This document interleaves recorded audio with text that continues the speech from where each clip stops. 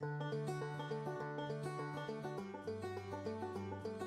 think there's a lot of rewards that are intangible to long riding. One is that you develop a really amazing bond with your horse when you spend 24 hours a day together every single day.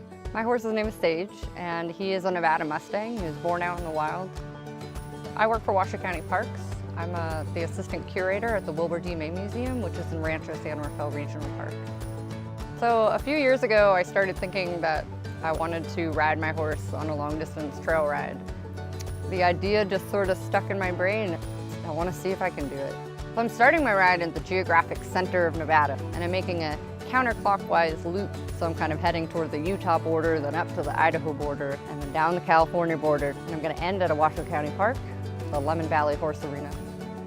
I didn't come from a particularly outdoorsy or adventurous family, to be honest, but have always wanted to push myself. It's not just a romantic ride off into the sunset.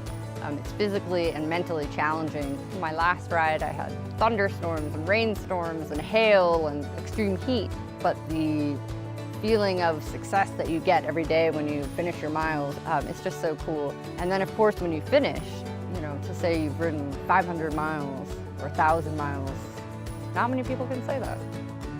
People can find out more information about my ride at www.nevadadiscoveryride.com, and I'll have the tracking device linked there so people can see us in real time and watch us move around Nevada.